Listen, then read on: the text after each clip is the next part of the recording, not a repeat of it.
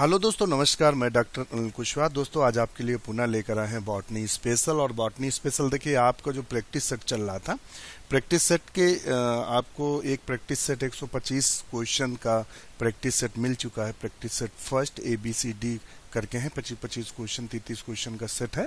तो practice set first मिल चुका है। अब हम 120 क्वेश्चन का बॉटनी स्पेशल लेके आए। इसके बाद प्रैक्टिस सेट सेकेंड लेके आएंगे। इसमें बॉटनी के उन प्रश्नों को सम्मिलित किया है जो TGT, PGT, KVS, NVS में पूछे गए हैं, ACF में पूछे गए हैं, PCS में पूछे गए, असिस्टेंट प्रोफेसर बॉटनी में पूछे गए हैं। तो काफी महत्वपूर्ण हो जाता है। तो ये आप देखिएगा। और ये पूर्व परीक्षाओं में पूछे गए हैं, और पूर्व परीक्षाओं में जितने क्वेश्चन आप सॉल्व करेंगे, जितने आप MCQ सॉल्व करेंगे, आप समझ लीजिए चयन की उतनी प्रतिशतता आपकी बढ़ जाएगी। आपको आता कम हो कोई मायने नहीं रखता, आप क्वेश्चन कितने सॉल्व कर रहे हैं वो ज़्यादा मायने रखता है। क्योंकि आपको बहुत सारी चीज़ें आती हैं, जब क्वेश्चन आता है तो बिल्कुल आप कंफ्यूज हो जाते हैं। कहीं किसी का कुछ लगाते हैं, किसी का कुछ लगाते हैं। आप पढ़ते हैं, हो सकता है उस टॉपिक में वो बिंदु ना दिया हो, और आप एग्ज़ाम देने जाते हैं तो आप कहते हैं लो, ये मेरी किताब में तो था ही नहीं, मैंने तो पूरा स्केलियोडान पढ़ा और इसमें मायोटोम्स की संख्या दी ही नहीं थी। और क्वेश्चन पता लगा गया मायोटोम्स कितने पाए जाते हैं स्केलियोडॉन में, या आप एम्फीस्टोमा में कितने मायोटोम पाए जाते हैं, या ऐसे कोई भी क्वेश्चन पूछ सकता है एनीथिंग। स्केलियोडॉन में मायोटोम्स तो पाए नहीं जाते हैं, मायोटोम्स आपके उसमें पाए जाते हैं एम्फीस्टोमा में।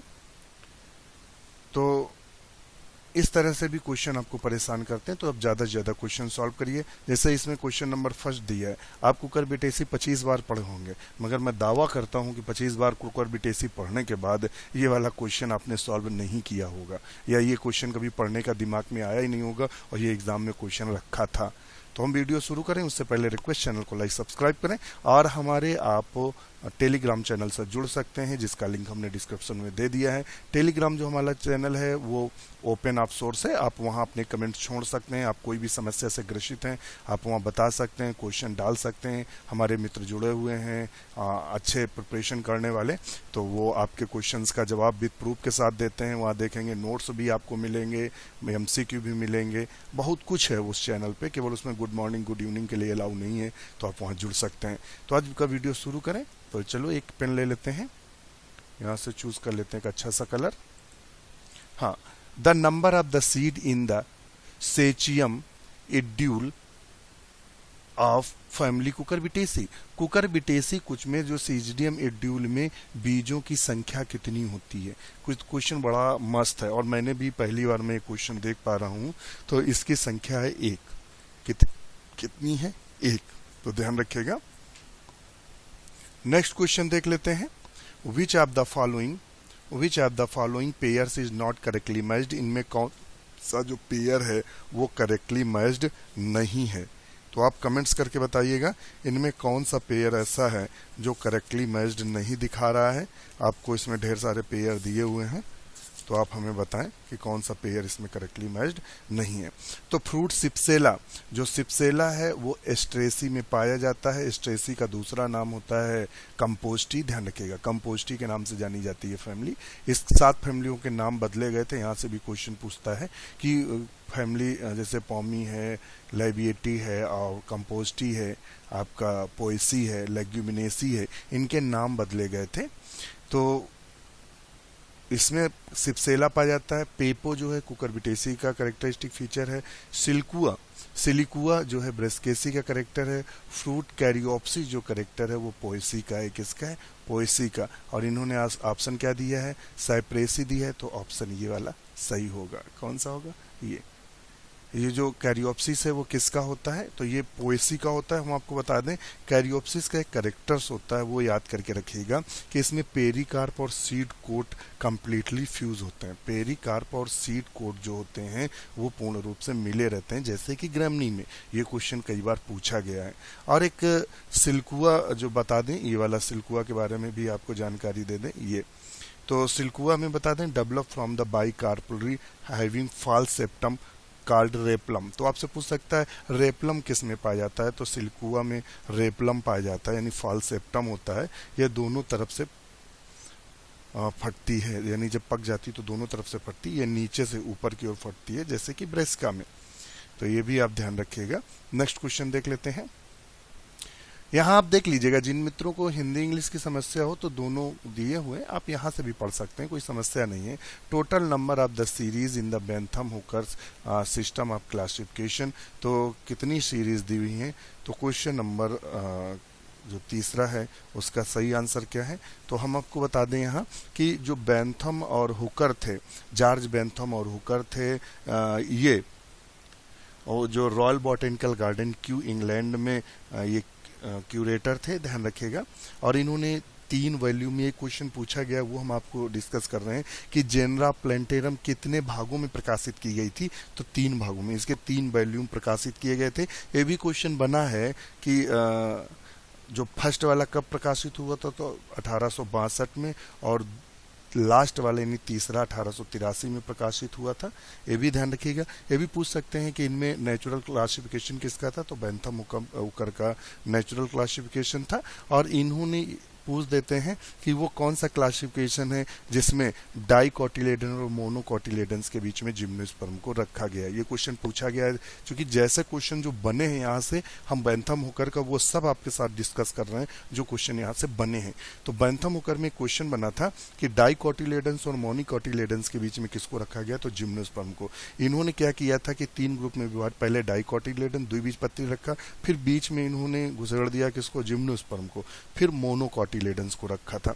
इन्होंने मोनोकोटिलेडन्स को 7 सीरीज में बांटा था। तो देखिए, मोनोकोटिलेडन्स को इन्होंने कितनी सीरीज में बांटा, 7 में बांटा।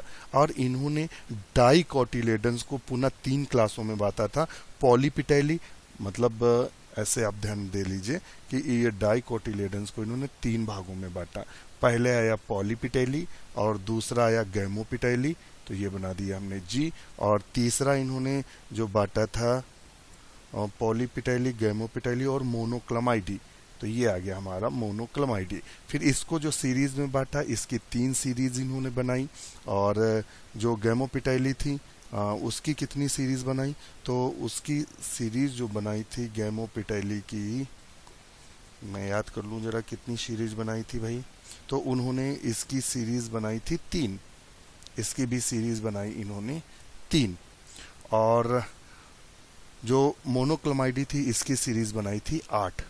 ये तो कितना हुआ, 8 6 14 और 7 21, तो इसका सही आंसर हुआ सी। इन्होंने टोटल 21 सीरीज बनाई थी। क्वेश्चन सी सही है। तो ये इसलिए आपको बता दिया कि यहाँ से क्वेश्चन बनते हैं, और एक बार नहीं, हर बार क्वेश्चन इससे यहाँ से उठा लेता है। नेक्स्ट क्वेश्चन है, epigynous flower with numerous stamen are found in. Epigynous जो flower with numerous stamen are found in, ये किस में देखने को मिलता है। तो पहले हम आपको बता दें कि 3 प्रकार की ओवरी कंडीशंस होती हैं। एक होती हैं सुपीरियर, एक होती हैं इन्फीरियर, एक होती हैं सेमी इन्फीरियर एंड सुपीरियर। तो इसका हमने फॉर्मूला दिया था HP, हिंदुस्तान पेट्रोलियम ई। तो इसका हमने फार्मूला दिया था HPE, Hindustan petroleum east. Hindustan petroleum east हमने अपना बनाया था, वो आप क्या बनाते हैं, हिंदुस्तान पेट्रोलियम ईस्ट। तो एच से हो गया हाइपोगाइनस, पी से हो गया पेरीगाइनस, और जो एपीगाइनस हो गया लास्ट में एपीगाइनस। तो हाइपोगाइनस में ओवरी सुपीरियर रहती है, पेरीगाइनस में ovary semi superior, semi inferior, epigynous में ओवरी इन्फीरियर रहती है। तो यहाँ एपीगाइनस पूछा हुआ है, तो पहले तो पता चला कि वो जो फैमिली है वो इन्फीरियर ओवरी वाली है। कौन सी है, इन्फीरियर ओवरी वाली है। तो इसमें से कहता है, और न्यूमेरस स्टेमन है, तो इसका सही आंसर क्या होगा, 4th का। तो 4th का सही आंसर होगा बी, मिर्टेसी। क्या है, मिर्टेसी। हमें आपको इसका एक और एग्जाम्पल आपको बताते हैं यहाँ के। चलिए आप इसको लगा लीजिए, फिर हम इस पे कभी चर्चा कर लेंगे, कभी फैमिली वगैरह पढ़ाने का मूड हुआ तो आपको बताएंगे हम। नेक्स्ट क्वेश्चन देख लेते हैं। नेक्स्ट क्वेश्चन है, peat moss is. Peat moss is क्या है, पोगेंटम है, पॉलीट्राइकम है, पोरेला है, स्फैग्नम। तो सही आंसर क्या है, स्फैग्नम है।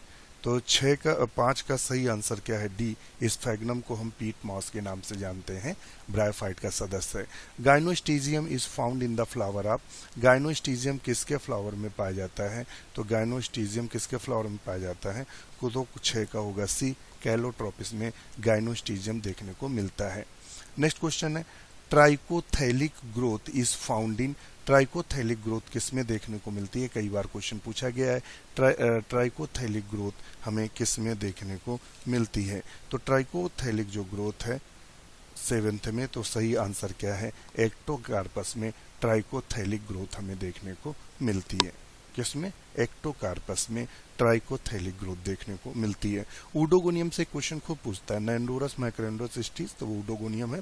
पॉलीसाइफोनिया से भी क्वेश्चन बनते हैं, और कारा से ग्लोब्यूल और नोक्यूल के बारे में पूछ देता है, यहाँ से ये वाला क्वेश्चन बनता है। नेक्स्ट क्वेश्चन देख लेते हैं, in which the following endophytic algae are present.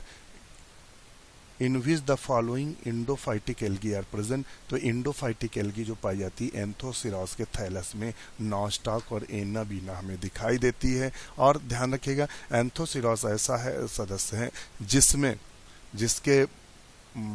जिसमें स्यूडो इलेटर्स एंथोसिरास में पाए जाते हैं। एक बार कंफर्म कर दीजिएगा, इस समय जब क्वेश्चंस आते हैं तो फिर दिमाग में आते हैं। तो एंथोसिरास में मुझे जितना याद है कि स्यूडो इलेटर्स भी पाए जाते हैं, और इसकी जो स्पोरोफाइट्स की ग्रोथ होती है वो अनलिमिटेड होती है। एंथोसिरास से जो क्वेश्चन बने हैं वो मैं याद कर रहा हूँ कि कौन कौन क्वेश्चन अभी तक आए हैं।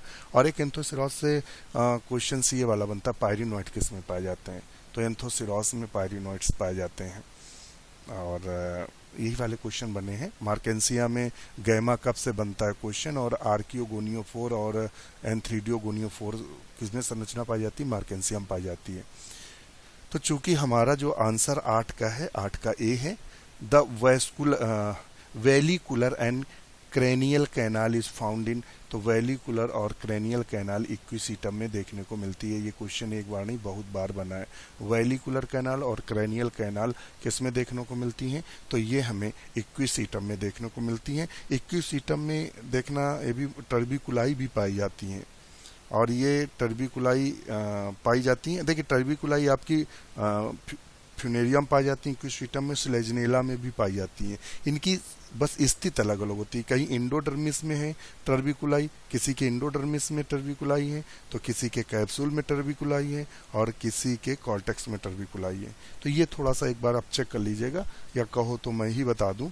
चलो अच्छा, आप होल्ड करो, मैं इसको देख के तीनों टर्बिकुलाई डिस्कस कर देता हूँ। यहाँ टर्बिकुली जो स्लेजनेला में जो पूछते हैं, स्लेजनेला के कॉर्टेक्स में टर्बिकुली पाई जाती हैं।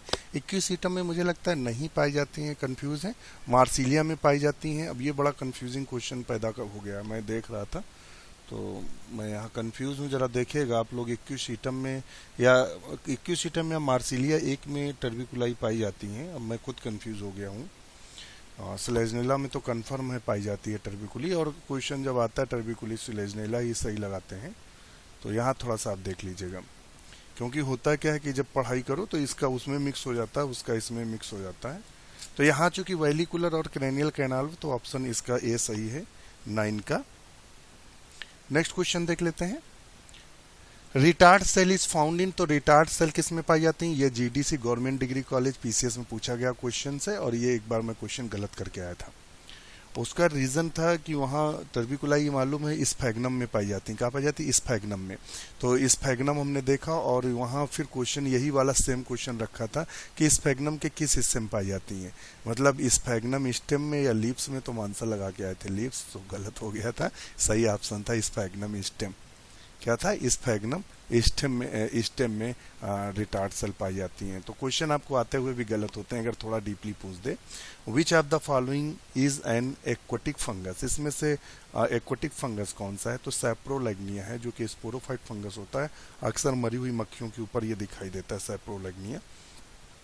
The highest number of chromosomes is found in. तो हाइएस्ट जो क्रोमोसोम नंबर है वो ऑफियोग्लाशम में पाए जाते हैं। एक प्रकार की ये ऑफियोग्लाशम जिह्वा फर्ण के भी नाम से जानते हैं, टंग फर्ण के नाम से जानते हैं ऑफियोग्लाशम को। सबसे कम जो पाए जाते हैं हैप्लोपेपस में। तो ये कम वाला ये है, और अधिकतम तो ये। चूंकि हाईएस्ट पूछा है तो ऑप्शन सी सही होगा। नेक्स्ट क्वेश्चन देख लेते हैं, in which the following families the microspore tetrads has only one functional microspore. बहुत अच्छा क्वेश्चन है, नोट करके रखिएगा।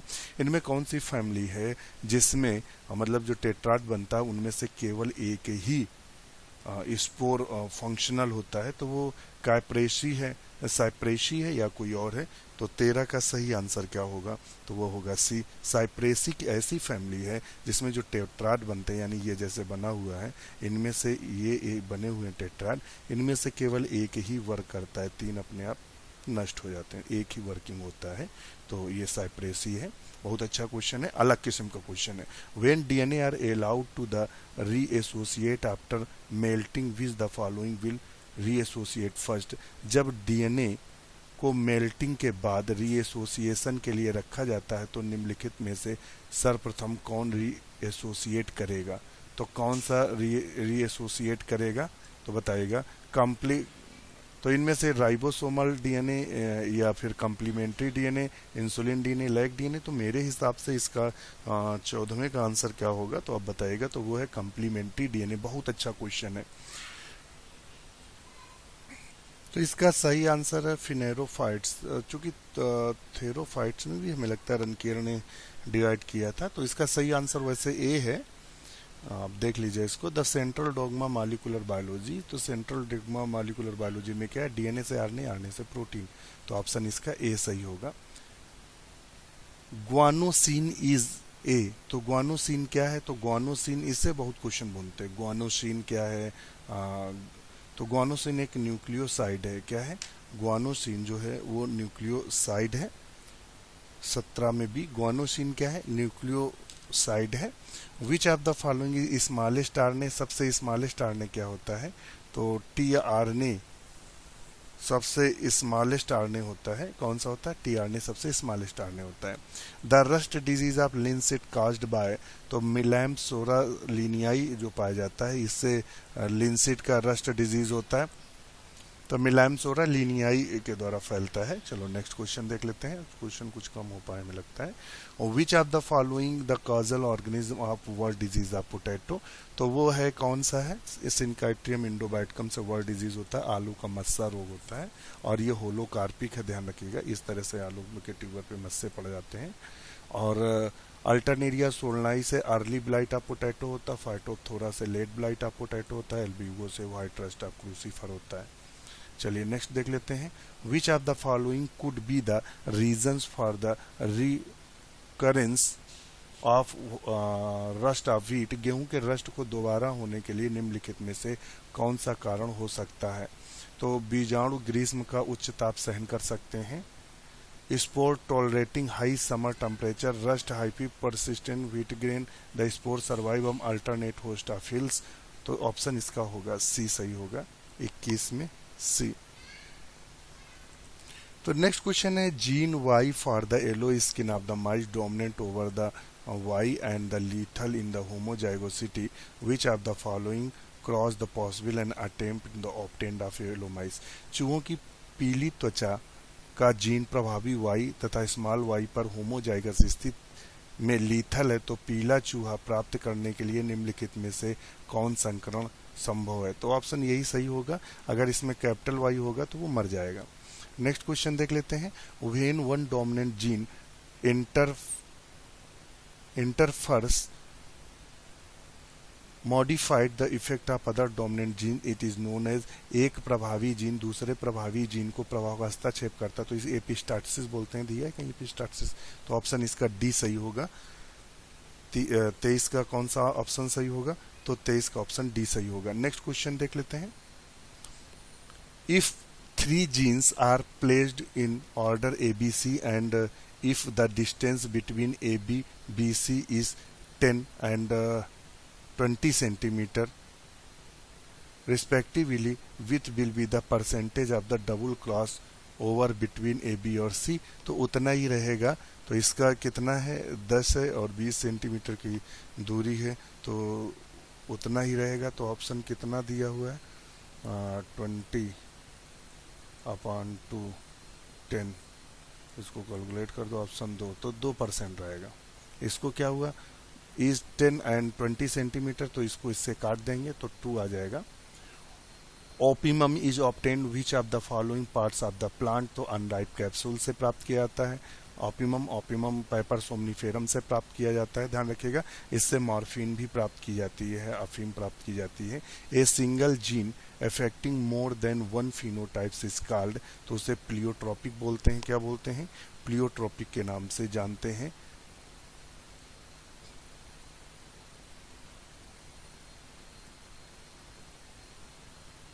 स्पेलिंग एक ही है क्या? ये प्लियोट्रोपिक ये लिखा है, अच्छा ये सॉरी ये प्लियोट्रोफिक लिखा है और प्लियोट्रोपिक होता है, तो ये ऑप्शन सही है। स्पेलिंग हमें लगता है एक ही है, एक बार रुको चेक कर लेता हूँ, क्या कुछ कंफ्यूजन में दे दिया।